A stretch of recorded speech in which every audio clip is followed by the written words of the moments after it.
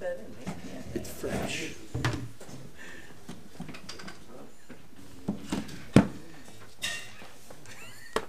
I didn't even make it off. I'm the only one who got it. Yeah, thank you. Thank you for noticing.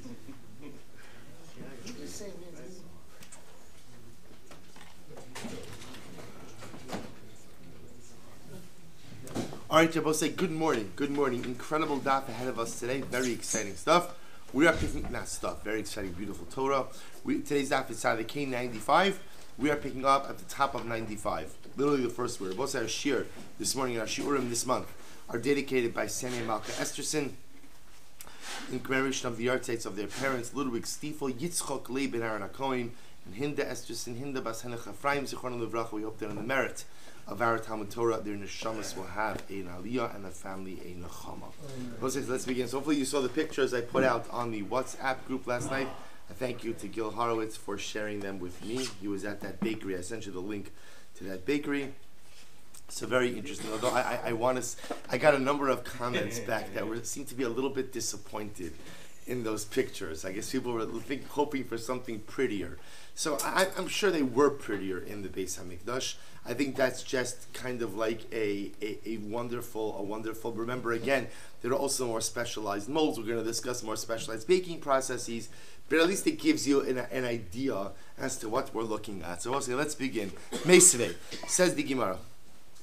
Meisvei kamin kaveras hayla b'tanas. So also remember again, where we're focused over here is the fundamental machlokes Rabbi Chanina and Rabbi Yochanan about what the lechem hapanim looked like. Rabbi Chanina telling us kamin teva prutza, like the open box. Rabbi Yochanan telling us kamin sina rokedes, like a fast-moving ship. So we'll say again. So again, the open box is the U. The fast-moving ship could either be Rashi. You know, we were having this discussion yesterday after the shir. Rashi brings down this picture like the V. Although again, if you look in the pictures I sent you, and also it appears even from Rashi, from the wording of Rashi himself, doesn't necessarily have to be a V, but rather it means more like a rounded bottom that comes to a point. Either way, again, we can just go with the images of Rashi over here, the U versus the V. So may say the Gemara is the kasha.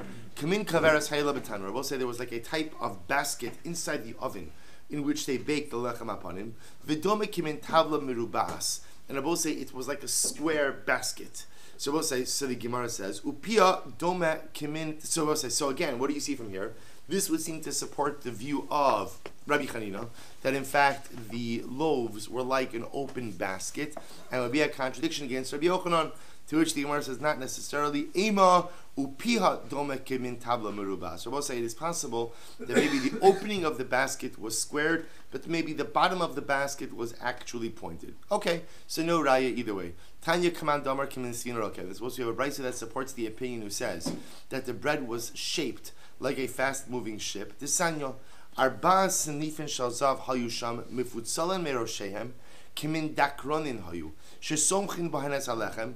So we're going to see this actually a little bit later on about how the actual shulchan. We began to discuss this a little bit yesterday with the senifin, the side supports, as well as the rods which rested in between each loaf of bread. So here this Bryce is describing this. Arba senifin shalzav. There are 4 supports made of gold. Mifutzamer roshen kimin dakronim. Sham hayu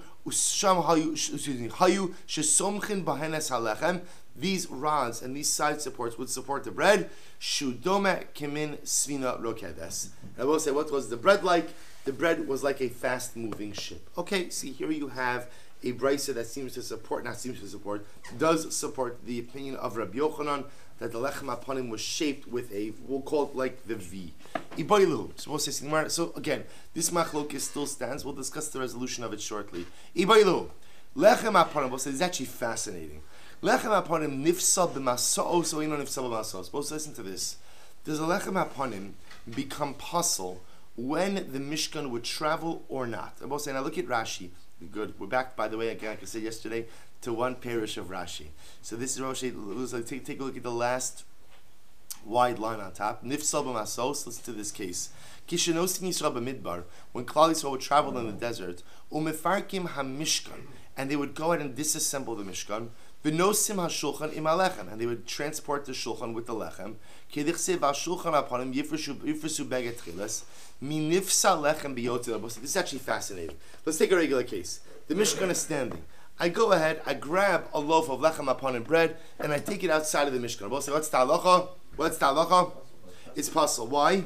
It's what we call yotze. And again, this is not a chiddush. We've seen this many times before. Anytime you take something of a sacrificial nature and remove it outside of its permitted consumption boundaries, so the halacha is it becomes possible. Halacha has to be eaten inside the base of mikdash. If you take it out, ultimately again it becomes possible. Here's the interesting question: what happens when the Mishkan is disassembled and is on the move? When it's on the move, does the bread become possible as quote unquote being yotze or not? Good question, no? Yeah. Okay, so it says the Gemara. So the Gemara says, Rabbi Yochanan, Rabbi Yoshua ben Levi. Chad amar nifsal, the Chad amar eino nifsal. Machlokes. Okay, one says yes, one says no. Fantastic. Everybody will say, now watch this. Man amar nifsal. So the one who says that when the shulchan moves,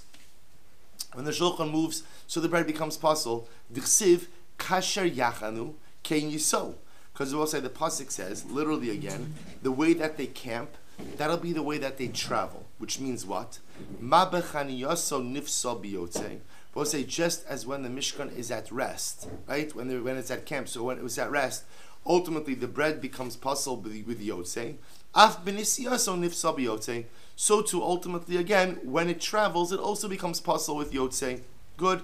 But we'll say the one who says that the lechem upon him does not become possible, ultimately when the Mishkan travels, what will he say? D'chsiv the lechem hatamid alav yihya. We'll say he dashes the pasuk that lechem hatamid alav yihya, the lechem will constantly be on the shulchan. Rashi says lechem hatamid alav yihya alma bikdushase koi. We'll say that opinion says that the pasuk that says that the lechem will be continuously on the shulchan teaches me that the lechem constantly and consistently retains its identity, even if the shulchan is being moved. Even if the shulchan is being moved, the lechem retains its identity. Okay, and therefore again does not become possible with yotze. Fine. So what says the Gemara, v'idach nami. So we'll say now what we're going to do is now that we've stated the machlokes, we're going to ask what each opinion does with the other's pasuk. V'idach nami haksiv kasher yachnu ken yiso. So we'll say what does the second opinion who holds that the lechem is not possible b'yotze. What does he do with the pasuk of kasher yachnu ken yiso? Li'idach kisa. He dashes it in the opposite direction. Ma b'chaniyaso kilo yatzamim komolo mifsal. But I'll say just like ultimately when the Mishkan is at rest, as long as the bread does not leave its place, it does not become possible. Af b'nisyaso. So too again when the Mishkan is moved, kilo yatzamim komo. As long as the bread does not leave its place. So we'll say it's actually very interesting. Which means what? As long as when they're traveling, the bread remains where? On the shulchan, on the rack on the shulchan. Lo mifsal. Ultimately, again, the lechem does not become possible. But we'll say, what does the first opinion, who says that when the Mishkan travels, the lechem does become possible b'yotze? What does he do with the pasuk v'lechem atamad alav yihya? Ella ki aser avdini amar. So we'll say, so rather Avdini comes along and he says, no, you have this whole machlokes wrong. Here we go. B'mesudar dikuli amalo pligi. We'll say it's actually amazing. Everyone agrees that halacha l'maisa, as long as the lechem is still arranged on the shulchan, then even if the shulchan moves, the lechem is not pasul biyotze. And the logic behind that is, because where does the lechem belong? On the shulchan. So as long as it's on the shulchan, you're good to go. You're good to go. There's no psul of yotze. So we'll say, where do they argue? B'mesulak. We'll say what they argue in is in the following case.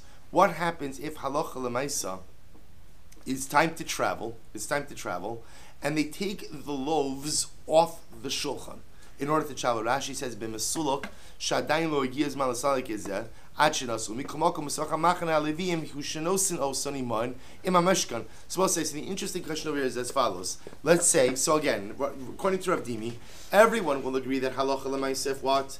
If you go ahead and you leave the loaves on the shulchan and you just transport the shulchan like that, everyone agrees that what?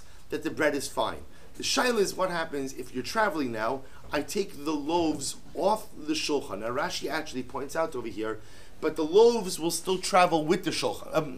With the shulchan or with the mishkan.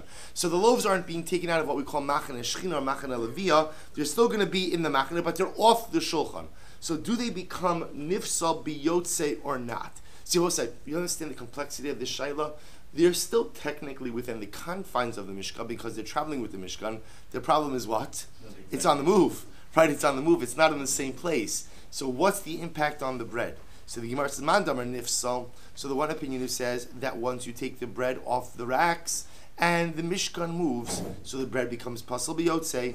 D'chsev kashar yachanu ken yiso. We'll say he will dash in the pasuk that says the same way you camp is the way you will travel. Ma b'chaniyaso nifsal biyotze. Just like when the Mishkan is at rest, so the breads can become puzzled with Yotze. Af b'nisyaso mifsal biyotze. So too, ultimately, again, when they traveled, you would also become nifsal biyotze. L'man damar eino nifsal, according to the opinion who says that the bread does not become puzzled. D'chsiv v'nasa oel moed. He will say ultimately again the oel moed will travel. Af al pi shenasa oel moedu. So this is actually very interesting. So the second opinion will say that the fact that the pasuk says v'nasa oel moed teaches me that even when it's on the move, the Mishkan still has the status of the oel moed, which means Rabbi say that as long as the loaves are traveling in the same area as the rest of the Mishkan, it's still considered to be as if they're in the Mishkan, and ultimately again no psul of Yotze. Incredible machlokas. As we'll say, the second opinion who holds that even if the loaves are not on the shulchan when the Mishkan moves, so ultimately again that the loaves will not be possible with Yotze. What does he do with the pasuk of kasher yachanu ken yiso? Lidach gisa, he darshens it the opposite way, and he will say, ma b'chaniyaso kilo mapikle lo mifsal. We'll say just like when the Mishkan is at rest. So if you don't take it out of the Mishkan, ultimately again the loaves don't become puzzle. Af b'nisyanso, so too when the Mishkan travels, kilo mapikle, as long as you did not take the loaves out from the area of the Mishkan, even though now the Mishkan is disassembled, ultimately again lo mifsal will not become puzzle. V'idach, and both v'idach nami haksiv v'nasa amoy. So we'll say the opinion who holds that once you take the loaves off the shulchan and now the Mishkan travels, that the loaves become puzzle with Yotze. What does he do with the pasuk of v'nasa oel moed? To which the Gemara says, "Hahu lidigalim hudasa." That pasuk of Moshe is coming to teach us something different about the digalim. Look at Rashi. What does that mean, lidigalim? Lohoros eiza degel yisa rishon ve'iza emtsoi ve'iza acharon. So we'll say the phrase of v'nasa oel moed, the first opinion will hold, means that what is teaching us how the Mishkan or how the camp of Klal Yisrael is supposed to travel. That's not a din ultimately teaching us about sacrificial items, but rather it's a din teaching us how the camp traveled. V'idach mimachane halaviyim b'socha machanos nafka. And mostly the other opinion will learn that we learn out the placement of the Mishkan, ultimately again in the traveling camp of Klal Yisrael, from the pasuk mimachane halaviyim b'socha machanos. Good, Macy. So we'll say, so we are still left with this kasha. Now remember again, the version we're operating off of over here is the Rav Dimi version. And in the Rav Dimi version, in the Rav Dimi version of Moshe, so what do we have? If the bread remains on the shulchan as the Mishkan travels, in the Rav Dimi version, everyone agrees that what? That it's fine. It is not nifsal biyotze. Where does the machlokes come up? Where does the machlokes go up? Rabbi Yoshua and Rabbi Yochanan. The machlokes comes up is if you take the loaves and travel like that. So one opinion says once it comes off the shulchan and you travel, that's nifsal biyotze. Second opinion will say that since the Mishkan retains its identity as a Mishkan, even when it's traveling, assuming the loaves are traveling with the rest of the Mishkan, ultimately the loaves do not become puzzle with Yotze. So fundamental machlokes. So the Gemara says this also. Meisvei, Gemara is a kasha. Bishas siluk masos. So we'll say at the time when the Mishkan ultimately again would move, Rashi says over here, siluk masos, sha paroches niglalos. So we'll say this will be when the curtains of the Mishkan are rolled up, and now it's time to mobilize. When the Mishkan is mobilized, Klal Yisrael mobilizes, Kachim nifsalin biyotze. So ultimately, again, couple of sacrificial items become invalidated with the psul of Yotze. And I'll say, look at Rashi again for just a moment. Kachim nisalim b'Yotze, she'in lahem kilayim. V'af al pikein hamachan hakadosh, v'zavin v'zavos mishtalchin chutz me'mechitzasan. Mitzora chutz, I'm just going to read the Rashi that we'll see in the Gemara. Mitzora chutz lemachane Yisrael v'yu mahalchin b'sof machras. Let's listen to this. So, when the Mishkan would travel, the moment that they went ahead and they rolled up the curtains, right, the surrounding curtains of the Mishkan, so any leftover sacrificial meat, any sacrificial, would become pasul. Why did I say? Because for most sacrifices, not for everything, but for most karbanos had to be consumed inside of the kilayim, inside the curtains. Once the curtains are gone, essentially the sacrificial items become aser, or become pasul, alt yotze. They're considered as if they have left their particular area. Yet, interestingly enough, back to the Gemara, so may say, b'shas siluk masos, kachim nifsalin, biyotze, v'zavin u'mitzorain, mishtalchin chutz lemechitzasan. Now, what's interesting about this is, but even though now the curtains are down, nevertheless, zavin and mitzorain were not permitted to be in that area. So let's remember again, a zav, a mitzora have limitations in terms of which camps they're permitted to enter into. Even when the curtains of the Mishkan are down, apparently again the area where the Mishkan is still retains its sanctity. So on one hand, it retains its sanctity, yet sacrificial items become pasul because of Yotze once the curtains are gone. And both say, now remember, we don't really care so much about Zavan and Mitzorah. What we care about much more is the fact that once the curtains come down, then what? Then ultimately sacrificial items are going to be pasul als Yotze. So the Gemara says, "My lav afilu belechem hapanim." Don't we say that ultimately again, lechem hapanim is going to become pasul as well? So we'll say, so in other words, when we say that once the curtains come down, that kachim become pasul, does this not also include lechem hapanim? Which sounds like what Rabbi will say, as soon as the Mishkan is traveling or ready for travel, the lechem hapanim is considered as if it's been yotze, and therefore it becomes pasul. Lo, barmi lechem hapanim. So Gemara says, no, it means sacrificial items with the exception of lechem hapanim. To which the Gemara says, 1 second, manavshach. I ohel moed dafkahu.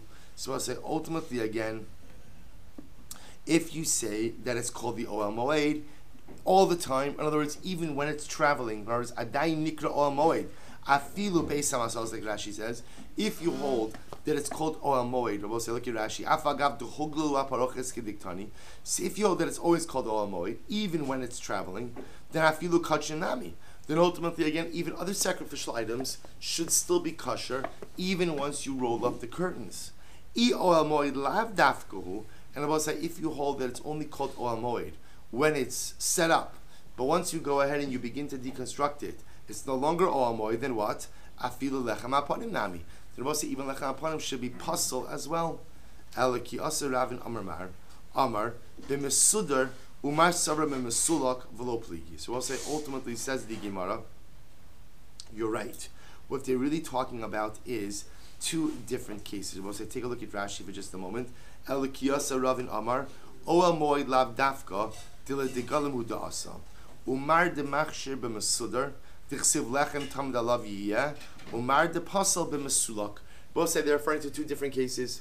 When do we say ultimately though if the Mishkan moves, the lechem hapanim is still going to be kosher? That's when the bread is on the shulchan. And when will we say that the lechem hapanim becomes pasul? That's when the bread is taken off the shulchan. So we'll say where the Gemara is kind of ending up around this discussion over here is that halacha l'maisa, as long as the bread remains on the shulchan during the time that the Mishkan traveled, the lechem hapanim will remain kosher. If for some reason it's removed, then halacha l'maisa becomes pasul als yotze. Amar Abaye shmamina yesh siluk masos balayla. So we'll say, so Abaye says, just as an aside, it would appear based on this discussion that the Mishkan would sometimes travel at night. Look at Rashi. Shmamina midiktani kachim nifsalam mishum psul yotze.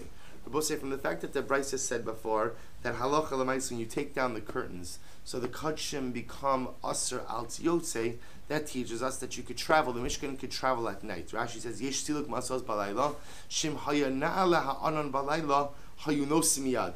If the cloud in front of the machana would lift up and move at night, they would travel immediately. For the Hayu Mamtinin at Haboker. And ultimately, again, they would not wait until the morning. Where do we see that from? Because I will say, if you hold that the camp does not move at night, Amos Midli, Litzafra, then I will say what that would mean is even if they got the signal from HaKadosh Baruch Hu that we have to break camp and move, they wouldn't move until the next morning. Now, my area Mishum Yosei, Tebokle de if Saleh Belina. We'll say if that's the case, then presumably they would begin to go ahead and break down the Mishkan at night. So ultimately, again, the curtains would be taken down at night. In which case, again, both say there would be another additional issue with sacrificial items, which would be an issue of lina, of leaving them overnight. Yet the Brisa doesn't make any mention of lina. The Brisa only makes mention, ultimately, again, of yotze. To which the Gemara so pshit. So I will say, therefore, again, you see that the Mishkan went ahead and traveled even at night. To which the Gemara says, okay, pshita. It's obvious that the Mishkan traveled at night. Laleches yomam valayla ksiv. Both say the pasuk says that ultimately, again, this is referring to the anan, right? V'Hashem alech lifneim yomam ba'amud ha'anan v'anchosam b'derech v'layla ba'amud ish lahir lahem laleches yomam v'layla, which tells us that the camp can travel both by day and by night. So what's your chiddush? To which the Gemara says, Ma'ud teimani milihecha da'akar b'yamama. I might have thought maybe when does the camp travel at night? Maybe that's only when they start traveling by day. But maybe at night, ultimately again. But maybe if they did not start traveling by day, we don't start traveling by night. Rather, wait until the next morning. Kamash no. That is not the case. That the camp could travel by night as well. Or minhi. So we'll say the Gemara is another kasha. Huglalu haparoches. So we'll say this is actually very interesting. This Brisa says that once the curtains have been folded up, so the area no longer has Kiddusha as Machane Shechina, and therefore what? The Zavin and Mitzora could even enter this space. Now, we'll say this contradicts what we just said before, because the Brisa just above said that what? Even once the curtains are rolled up, Zavin and Mitzora cannot come in this area. Rav Ashi lo kasha. Rav Ashi said it's not a contradiction. Ha Rabbi Eliezer, Ha Rabban. And I both say two different opinions. What are the two different opinions? The Sanya, Rabbi Eliezer, Omer, both is actually very interesting. Rabbi Eliezer says as follows: Yochel dochku zavin umitzoroim v'nichnazu la'azara bepesach haba b'tuma yochel yuhu chayav. Both say, listen to this fascinating case. So we'll say you have the following situation: Klal Yisrael. Is 51% of Klal Yisrael is Tameh. What happens when 51% of Klal Yisrael is Tameh? Tumah Hutra B'tzibor. So the laws of Tumah are suspended for any communal purposes. And let's say, say this all happened by Pesach time. The halach is we would offer up Karban Pesach in a state of Tumah. Okay, so that's the picture that's being painted over here. So Klal Yisrael is Tameh, 51% of Klal Yisrael is Tameh. We're offering up the Karban Pesach in the Beis HaMikdash, or for that matter, again, in the Mishkan, it doesn't matter where. And what happens? There's a bunch of guys, Zavin and Mitzorayim, who are walking around, and what happens? They get pushed inside of the Beis HaMikdash. So I might have thought that they should be chayiv ultimately again for entering into the Beis HaMikdash. Zavin and Mitzorayim v'nichnasu la'azara b'Pesach. So what I see, the Zavin and Mitzorayim ultimately again who made their way into the Beis HaMikdash when Klal Yisrael was offering up the Karban Pesach in a state of Tumah. I might have thought that they should be chayiv kares ultimately for entering, because I will say that is the penalty for a zav and a mitzora entering into the azar, into the courtyard of the Beis Hamikdash. Talmud Lomar, therefore the pasuk says, "Vayishalchu min hamachaneh kol tzarua v'chol zav v'chol tamei lanefesh." Therefore the pasuk says, "You shall send out from the camp any person who has tzaras, any person who is a zav, and anyone who is tamei lanefesh." We'll say tamei lanefesh means what? Ritually impure through contact with a corpse. B'sha'a shetemei meisim mishtalchin, at a time when people who are tamei meis are sent out of the camp. Zavin and Mitzrah mishtalchin. So Zavin and Mitzrah also sent out. Ain't tamei meisim mishtalchin. People say if there's a situation where someone who's tamei meis is not sent out of the camp, then what? In Zavin or Mitzrah in mishtalchin. Then ultimately again the Zavin and Mitzrah are not sent out as well. So if you say Tuma Hutra B'tzibor, and therefore you allow the carbon to be offered up by those who are Tamei Mesim, there is no longer a Tuma exclusion for Zavin and Mitzora'in as well. So both say, so closing out this sugya, working backwards a little bit, it would appear that the version we left off with, at least Legabe, the Mishkan, is the version of Rav Dimi. That Halacha L'Maisa, the Mishkan retains some semblance of Mishkan identity even when it's on the move. The Lechem Hapanim, as long as it remains on the Shulchan while the Mishkan is being transported, does not have any kind of psul of Yotzei. It is considered as if it's in the Mishkan proper, and all is good. If you take it off the Shulchan and then the Mishkan travels, the loaves will become aser alt the psul, or will become pasal alt Yotzei. I will say, what about the machlokes Rabbi Chanina and Rabbi Yochanan about the shape of the lechem hapanim? That was the major machlokes that we spent our time on. Is it kamin teva prutza, is like an open box, or is it kamin sfina rokedes, or is it like the fast moving ship? Is it a U or is it a V? So we'll say, so the Rambam paskins, and he says as follows. This is in Hilchos Tamidin and Musaf and Parakei Halacha Tes. Kol chala mehen mirubas shene'emar lechem hapanim shilo panim rabim. So we'll say, so the halacha ultimately is said the Rambam paskins like Rabbi Yochanan, or excuse me, like Rabbi Chanina, that the lechem hapanim was an open box. Not like Rabbi Yochanan, it was not k'minsvin or rokedes, but rather again it was like the U. Now we'll say, interestingly enough, we're not going to get into it now. The Rambam actually gives all of the measurements for the loaves as well. Orach kol chala men asar tfachim. This is actually very interesting. The length of the challah was 10 tfachim. The rachba chamisha tfachim, it had a width of 5 tfachim. Viruma sheva azbos, and had a height of 7 finger breadths. So this is actually really amazing. So it's a big loaf. It's a big loaf. So 10 tfachim long, 5 tfachim wide, 7 tfachim high. So let's say, so again, Shulchan, and again, the Rambam, right? So the 7 finger breadths. I'm sorry, not 7 tfachim high, right? 7, sorry, that would be pretty big, right? 7 finger breadths in height. So we'll say, so again, the Rambam then goes on and shows how those dimensions work with the Shulchan as well. Again, not our topic for now, but just the bottom line, we paskin, at least the Rambam paskins, kimin teva prutza, like the open box, like the U. Good, says the Mishnah.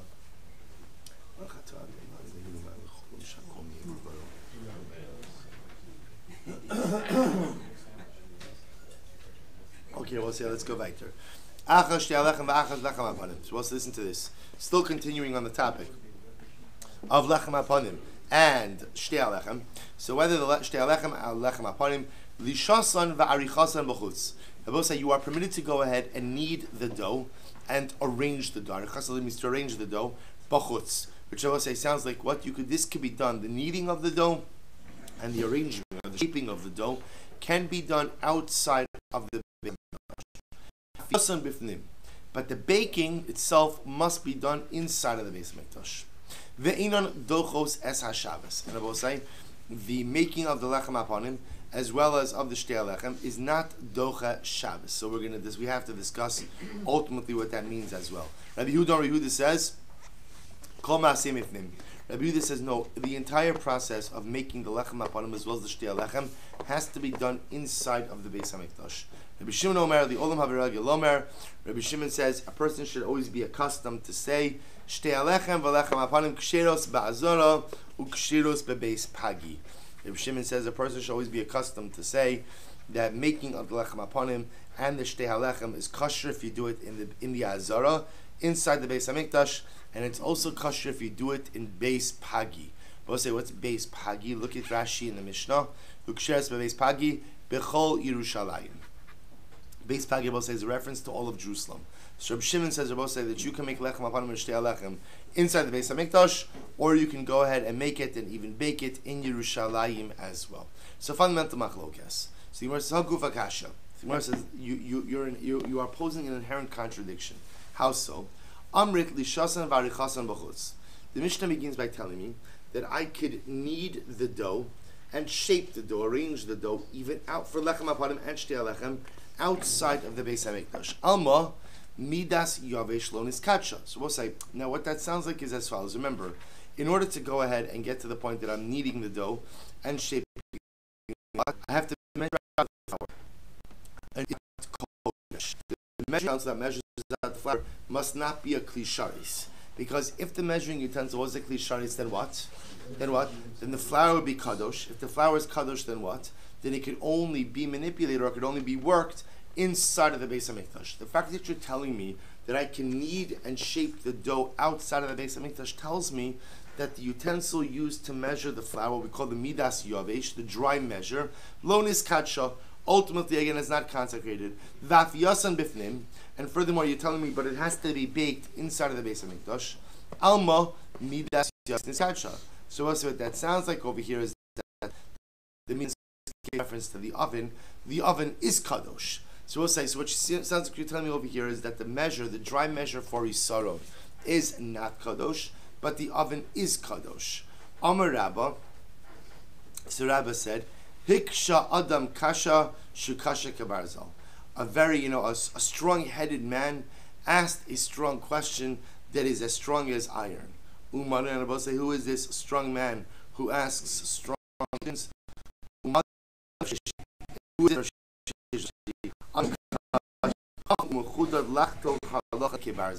so a strong man who knows how to cut to the core of the issue like iron asked a strong question of Sheshas.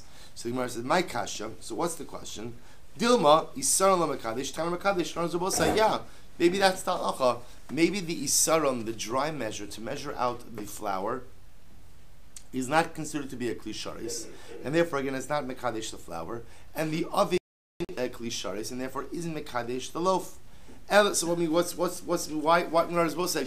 The question almost presupposes that the utensil used to measure the flour and the oven used to bake the lechem has to have the same status. To which the Gemara says, how do you know that? Maybe again the utensil used to measure the flour is not a klisharis, the oven is, and why does that pose a kasha? El kasha hakasha. Rather, if you have a question, here's the question you have to ask. Vaf yasan bifnim. The Mishnah said that we baked lechem upon shtei lechem inside the Beis HaMikdash. Alma tanur mekadesh. So we'll say so therefore again that it is the baking in the oven that sanctifies the loaf. Ve'in dochos es haShabbos. And ultimately again the Mishnah then said that the baking is not dochos Shabbos. So the Gemara says if salah balino. So we'll say the problem with that is, and is then what? Is that ultimately again it will become puzzle with lina. Now look at Rashi's one. It's actually very interesting. So if salah balino, the Menachos mission is katshu beklin if salim bahai kevan the ikdish me esmol betanor if so balino kodim she said on shuchos. We'll say we have a problem. If you're telling me that the oven is mekadesh the loaves, okay, when you bake the loaves, the oven is the klisharis and baking the oven makes it kadosh. Here's the problem, and you're also telling me that you can't bake the loaves on Shabbos. Baking is not docha Shabbos. So I'll say, what am I baking? Friday. See, here's the problem. If I'm baking Friday and the loaves become kadosh as a result of being baked in the oven, then what Rabbi say? Comes Shabbos morning when I'm supposed to put the loaves on the shulchan. What's going to happen? The loaves are pasul. Why are they pasul, Rabbi say? Because lina. Lina means, I'll say, anytime you leave something sacrificially sanctified overnight, it becomes pasul. So again, see how everything's kind of coming together over here. If it's the oven that's mekadesh the loaf, and the baking of the loaves is not docha Shabbos, we know the loaves are put on the shulchan on Shabbos. That we know. The Torah tells us that. That means I'm going to have to bake the loaves on Friday. They're going to be baked on Friday, sit overnight. Once they sit overnight, that's the psul of lina. If it's the psul of lina, then ultimately, again, the loaves are not fit for use. To which the Gemara says, Ela Amar Rava, Stefan Rava said, Hek Shadam Kasha, Shukasha Kebarzman Rav Sheshas. So I'll say, so ultimately, again, good kasha, posed by a man who is a hard head, right? And he asked a hard kasha. So the Gemara says, Amar Ravashi, my kusha, I don't understand, what's the question? Dilma, my mimifnim. So I'll say, what is it? Perhaps when the Mishnah said that you have to go ahead and bake the bread bifnim inside the Beis HaMikdash, or you should say inside, maybe inside doesn't mean inside the Beis HaMikdash. Rather, b'makom's reason. Rather, I will say, maybe what it means is, you have to go ahead and have it baked by b'makom's reason, in the place of people who are very diligent. In other words, mi bifnim, I will say, means anything done bifnim is done by the kohanim. anything done by the Kohanim is done with a certain level of diligence. So maybe what it means is you have to bake the loaves like you are baking them inside.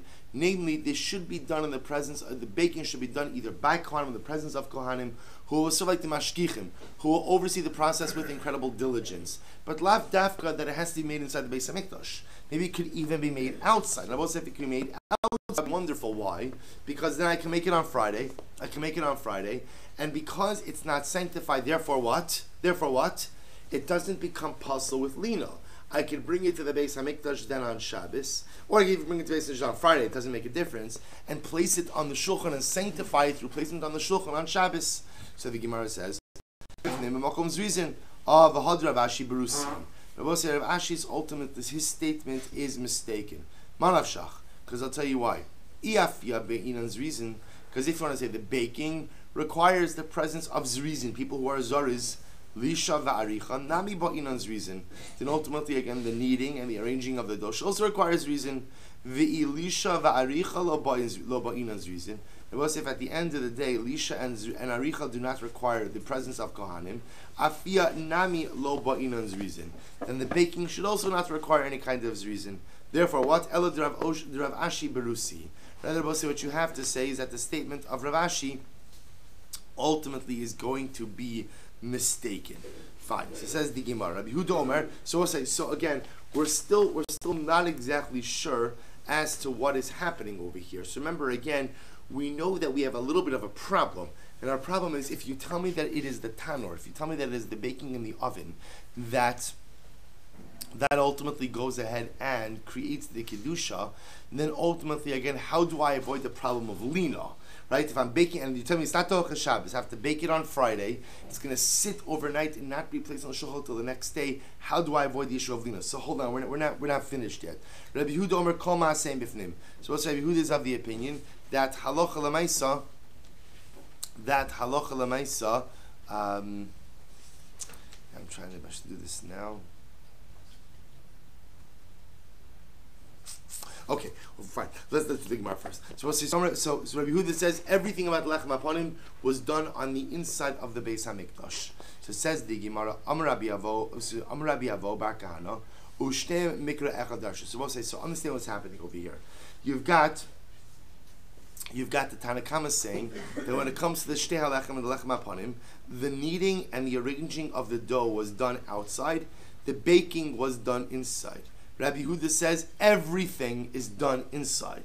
And Rabbi Shimon comes along and says a person should always become accustomed to saying Shtei HaLechem HaPanim are kosher in the Azara and kosher bebeis Pagi. Essentially, Rabbi Shimon says you can do Lechem HaPanim and Shtei HaLechem wherever you want. So watch this. So Amar Rabbi Avo Bar Kahana, Ushnei Mikra Echadash. We'll say both sides of this machlokes are darshaning the same pasuk. What are they darshaning? V'hu derech chol af ki hayom yikdash b'kli. So let's listen to this. So the pasuk over here that they're quoting is as follows: V'hu derech chol v'af ki hayom ki yikdash b'keli. We'll say this when David HaMelech is on the run from Shaul, so he goes to the city of Nov. In the city of Nov, he asks them for bread. They tell David, now remember, the city of Nov has no idea that David is a fugitive from the king. They just think David tells him that he's on a secret mission from Shaul, and they buy it. So we'll say what they tell him is, we have a problem. We have no bread to give you. Why? Because the only bread we have in the city of Nov, which was the city of Kohanim, was Lechem HaPanim. So David HaMelech makes an interesting statement. V'hu derech chol, this is in the manner of chol, af ki hayom yikdash bekeli, even though today it is sanctified in a utensil. So what does that mean? Rabbi Yehuda says, here's the story. B'chol ashkechinu dika afile. David HaMelech came to the city of Nov on a weekday, and he found them on the weekday baking the lechem hapanim. Amar luhu derech chol kafisule. Are you baking it again on a regular weekday? Af ki hayom yikdash bekeli if salei belina. So David HaMelech says, David HaMelech tells them, how can you bake the lechem hapanim ultimately on a weekday, knowing that what? Knowing that ultimately again it becomes kadosh through the act of baking, you're not going to put it on the shulchan until tomorrow. And I will say, therefore, David tells him it's going to be possible. Once the bread becomes sanctified, either again through some type of klishars or through the oven, then I will say it can't sit overnight in an unconsecrated state. So if you're making it on a Friday, not putting it on the shulchan until Shabbos, does it not become possible? Rabbi Shimon says, B'Shabbos Ashkechinu. David HaMelech came to the city of Nov on a Shabbos, and he found them on Shabbos too. That what? Zika'afule, that they were baking the bread on Shabbos itself. Amar Lahu, and he says to them, Amar Lahu, Lo derachol ba'isel me'avdei. Should you not have gone ahead and done this during the week? Midei tanur mekadesh, shulchanu de mekadesh. David HaMelech says it is not the baking in the oven which consecrates the loaf, but rather what? It's the arrangement of the shulchan on the shulchan. So this is, by the way, so you understand, this, by the way, is exceptionally important because now we're actually getting to the thrust of the machlokes. So we'll say, what's the tension over here? What's the tension? You see, we assume that if you hold that the lechem has to be baked inside the Beis HaMikdash, so we'll say that what does that mean? That it's the oven that's mekadesh the bread. We're seeing, maybe not. Maybe even if you have an obligation, bless you, to go ahead and bake the bread inside the Beis HaMikdash, we'll say, it's not the oven that's mekadesh the loaf. What's mekadesh the loaf? It's the shulchan. It's the placement on the shulchan. I will say, if you go with that second approach, that it's the placement on the shulchan, then what? Then even if you hold that the baking of the bread is not Docha Shabbos, right, and therefore you're going to do it inside the Beis HaMikdash on Friday, the loaves do not become pasul belina over Friday night, because they're not really kadosh, fully sanctified, until they're placed on the shulchan. So David HaMelech says, according to the second version, David HaMelech comes on Shabbos, they're baking on Shabbos. Now presumably, why are they baking on Shabbos? Because they felt we have no option. What's the other option? To bake on Friday. If you're baking on Friday, what's going to happen? Because pasabolina. Tushal Mel says, no, you guys get it wrong. Does it become pasabolina if you bake it on Friday? Why? Because the loaves themselves do not become consecrated until they are placed on the shulchan. Is it possible to say that David HaMelech found the Kohanim of Nov while they were actually baking the bread? V'haksiv vayitin lo hakohen kodesh kilo haya sham lechem kiyim lechem apanim hamusarim melifnei Hashem. But say ultimately again, the pasuk sounds like David HaMelech came where there was already made lechem upon him. It doesn't like he was coming at the time of baking, but rather it sounds like what? He was coming at the time when the loaves were already arranged. Elamai derechol de kamar lehu. Hachi kamar lehu. This is what David HaMelech said. Hachi kamar lehu. This is what they said to David. Leka lechem ki lechem upon him l'fnei Hashem. So David HaMelech comes to Nov, and what do they tell him in Nov? Sorry, David, we have no vachadik bread, right? We have no weekday bread. We have no chol bread. We have no chol bread. So rather, all we have is lechem upon him. Amar lehu lo mi boy hay dechevad nenafach leim meila derecholhu. Ella afilu heich nami dayom yikdash bekli havuli. So ultimately, David HaMelech says, listen, I understand you have no weekday bread, so to speak, no regular bread, but even if this bread was actively sanctified, you can still give it to me. Havule delechol. Why? We'll say top of tzadik vav misukanhu. Ultimately, again, David HaMelech says, because I am in a state of sakanas, pikuach nefesh, I have nothing to eat. There's nothing for me to eat. Because there's nothing for me to eat, therefore what? You are permitted to go ahead and give it to you. Rashi says, Mesukanu sha'achzu bulmus. David HaMelech literally again was sick. He actually was sick. He was on the verge of starvation, and therefore again had the right to go ahead and ask them to eat of lecha parah. Let's just finish up. Rabbi Yehuda, Rabbi Shimon, B'Gemara Pligi. Both say Rabbi Yehuda, Rabbi Shimon are arguing. Both say in the Gemara, their machlokes, both say is in the Mesorah. Dekanami Diktani B'Shimon Omer the Olam have a ragil shtei alechem v'lechem apanim ksheros ba'azara uksheros abeis pagi Shema Rabosei. So the fact that Rabbi Shimon says a person should always become habituated to say you can bake the lechem apanim or you can make the lechem apanim inside the Beis Hamikdash or inside Yerushalayim. Whenever you hear that lashon of a person should become accustomed to say, they're arguing on Mesorah. Say they have two different traditions about how the lechem hapanim was prepared. So fundamental machlok is you have the Tanakhama saying that the kneading and arranging of the dough can be done outside of the Beis Hamikdash. Baking must be done inside the Beis Hamikdash. You have Rabbi Yehuda saying every part of lechem hapanim lechem preparation has to be done inside of the Beis Hamikdash, and you have Rabbi Shimon telling us that what You can go ahead and prepare lechem upon the mishtei lechem inside the Beis Hamikdash or outside the Beis Hamikdash. You could do whatever you want. Three-way machlokes. So I'll say how we paskin, and Meretz Hashem will start this year with that tomorrow.